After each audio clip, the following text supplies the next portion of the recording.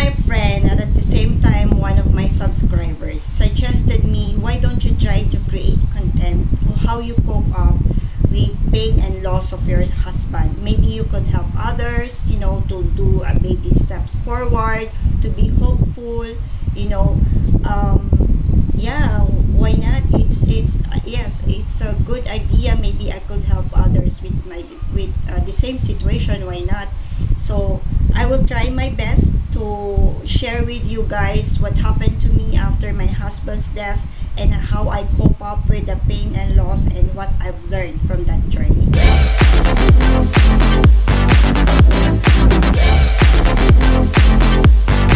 I have bottled water.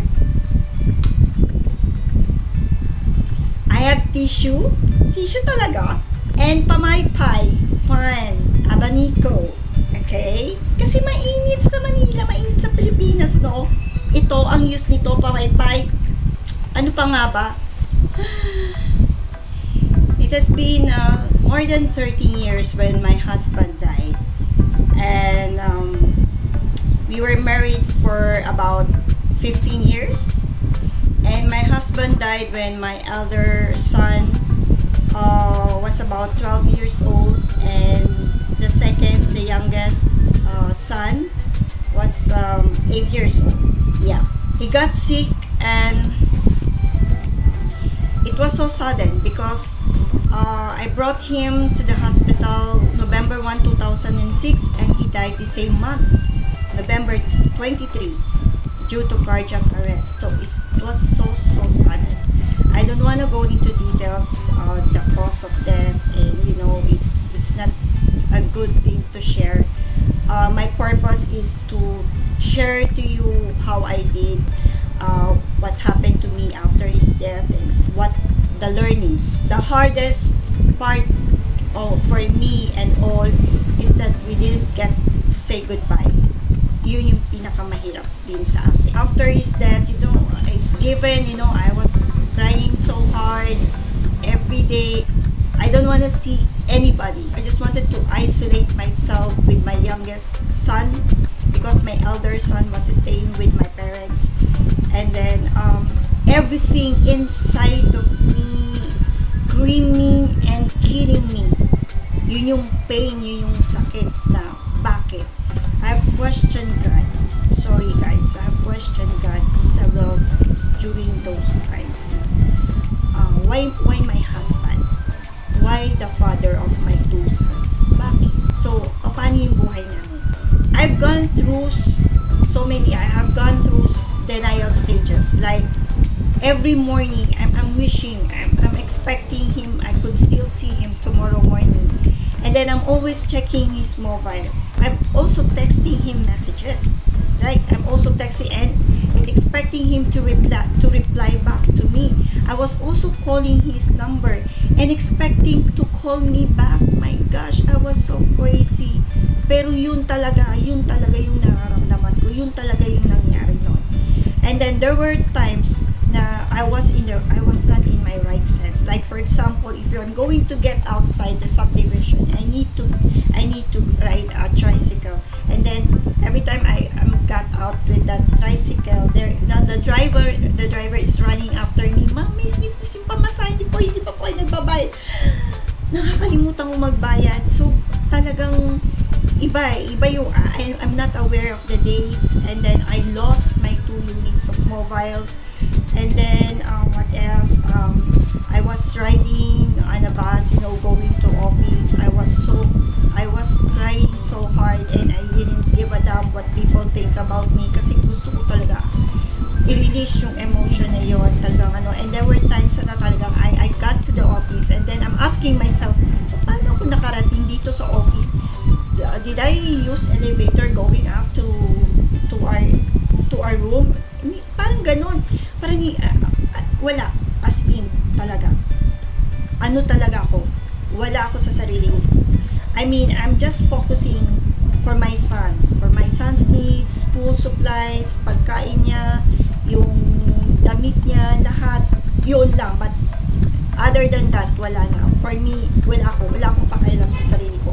Yun ang nangyayari sa akin. So, kailangan ko, I need to help myself. What I did to cope up with that.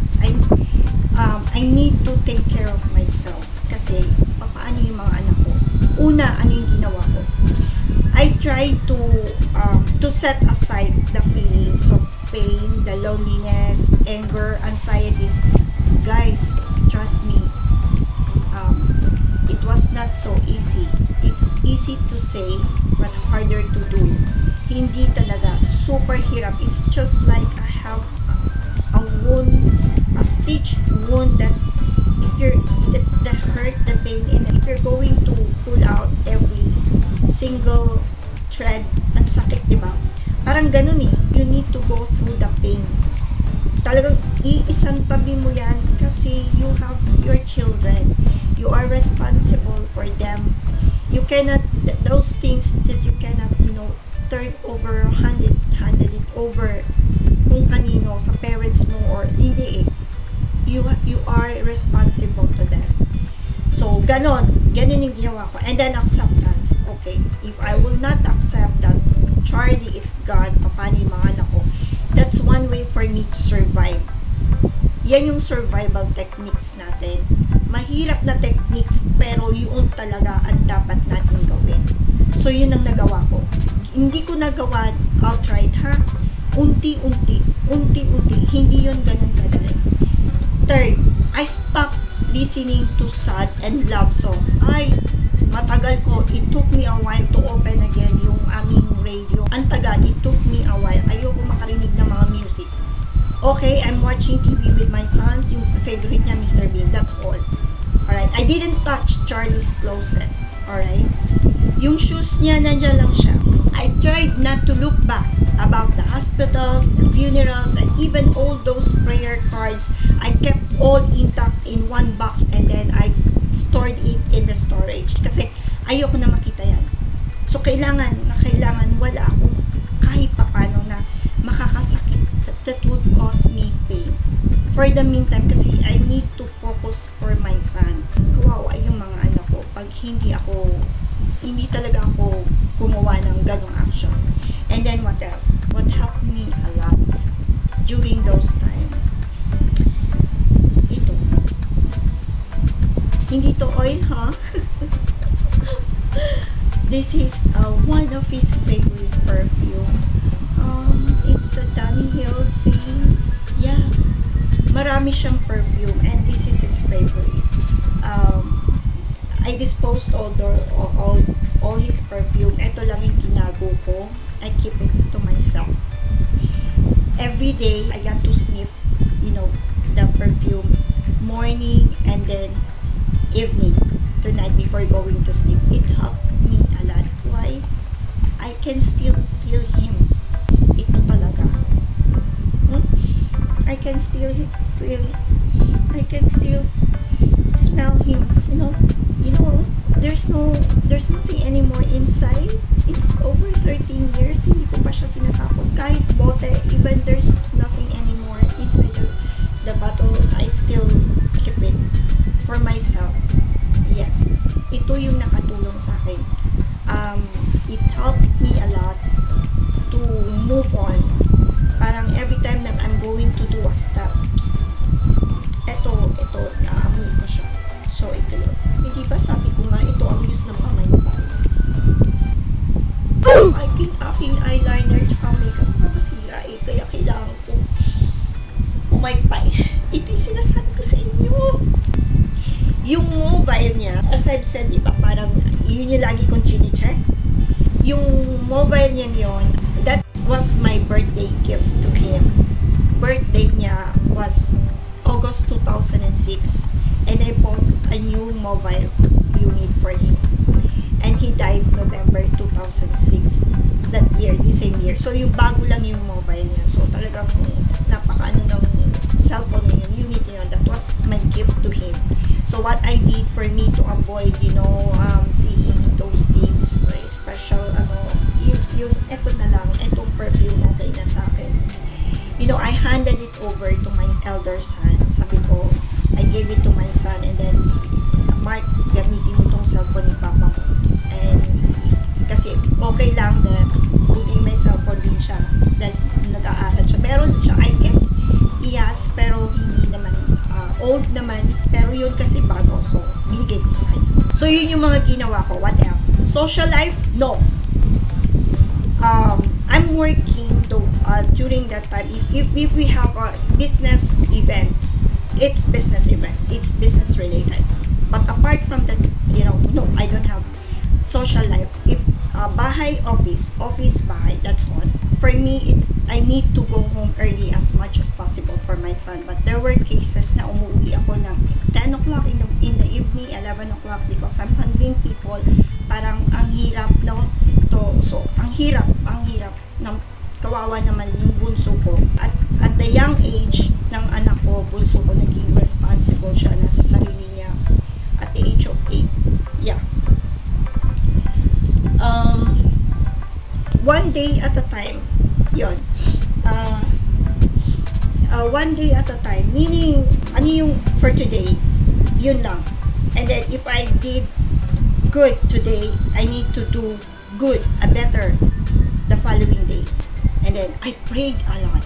The most powerful, it is really very effective, yung prayer with so much anger in my heart. I asked Lord, can you please do me a favor? Can you do a magic? Ano yung magic? It's not asking him to get my Charlie back. No. I was praying na sana 10 years na after ng death niya. I don't wanna go through those pain and those hardships. Gusto ko 10 years after na andito na ako. Pero hindi magic eh. I need to go through all those things para sa mga anak ko at para sa sarili ko. Hindi talaga yung nangyayaring magic. But I came across with a beautiful and powerful words from God for the widow. It's in Exodus verse 22. It says like, don't take advantage of the widow or the fatherless. If you do, they will cry out to me and I will certainly hear their cry. So, ang ganda. I felt protected. I felt secured. Parang nakabantay si Lord. Nakabantay si Lord sa aming mag-ina. Diba? Nakabantay si Lord sa aming mag-ina na pinoprotektahan niya kami. So, I'm still keeping those words. Still keeping those words in my heart and in my mind until now. Hindi ko yun kinakalimutan kasi talagang naghanap ako sa Bible. Hinanap ko talaga ano ba yung promise mo, Lord, for us. Parang kinuha ko siya and then what is your promises to us? Paano kami mag-ina? So hinanap ko talaga yun. Hindi ko yun talagang hanggang ngayon sa puso ko yun. So ganun yung nangyari. Yung prayers napaka-effective nun. Others, I make myself busy. So, at the same time, I'm doing planning. If plan A won't work, okay, there's a plan B. Parang ganon yung nangyari. Ganon yung ginagawa ko. Everyday yan, may iniisip ako. Pag there were times na gusto kong umiyak, hindi, mamayang gabi ka na umiyak. It's okay for you to cry every night, but not during the day. That's what I'm doing. I need to check on my son. I need to check his needs, yung office ko, lahat yan. So, during the day. Every night, it's okay with you to cry every night, but not during the day. So, binibigyan ko yung time ko, yung sarili ko na umiyak. Okay? It's okay. There's nothing wrong if you're going to cry freely. Hindi naman bawal na umiyak, but wag naman forever, and then wag naman yung whole day. Okay, sa unang years, okay, it's fine to cry, but one way of moving, pero medyo bawasan ang pag-iyak. Okay? One sec lang po, I wanna help my sister. They have the business. They're offering some kind of materials to make your business safer. It's an acrylic spit protector, not only to protect your business, but of course your customer, your client. Ayan, and it's very affordable, and they're after with the quality. Their business is good, lalo na ngayon after COVID.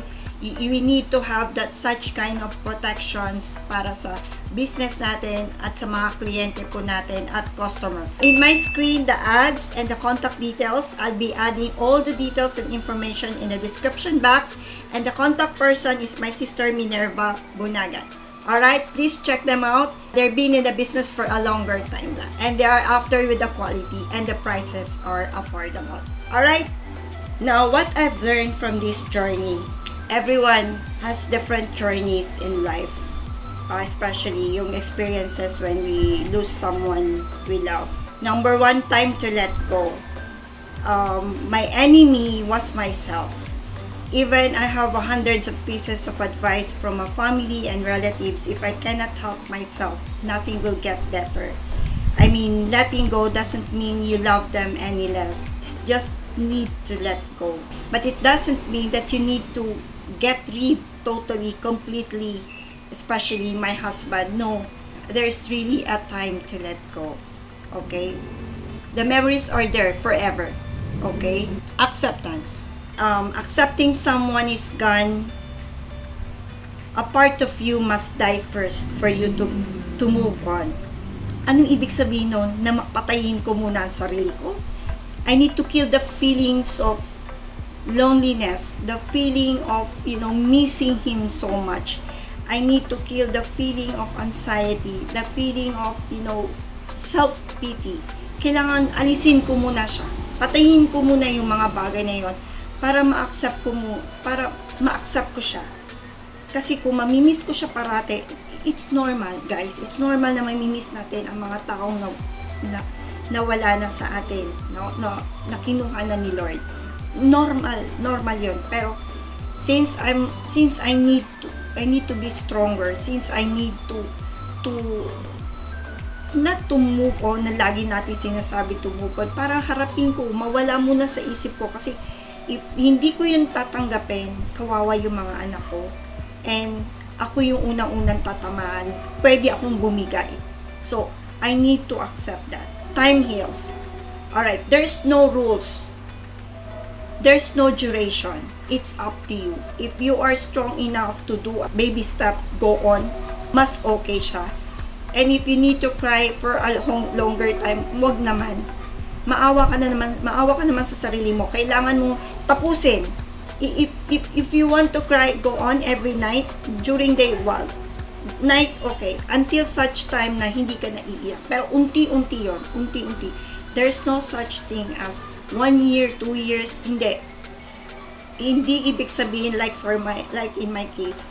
I'm telling you, it's over 13 years when my husband died. Pero until now, there's something still, may kurot pa rin sa dibdib. Meron pa rin. Kailangan lang natin na maging, na mabuhay sa mga nabubuhay sa atin, yung mga kasama natin. The sadness, the pain, and everything will be naturally begins to fade with time. It is just how things are. So, unti-unti, makakalimutan natin yan. And the last, closure. There's no closure. I mean, you just need to turn the page, next page, next page, next page, and so on. Alright. Thank you guys for... Nagbibideo ako! Alam ko, kaya ginalo ko eh. Paano yun? Tuloy niyo lang, ako na bahala. Sasapakin kita dyan! Okay, that's it. Thank you guys so much for watching, and thank you for your support. If you have any questions and if you have anything you want me to discuss with, please comment below. And if you learned something, please hit like. And if you're new to my channel, please subscribe and share it as well. Click the bell icon to get notified of my new video. Alright? Thank you so much for your support. See you on my next video.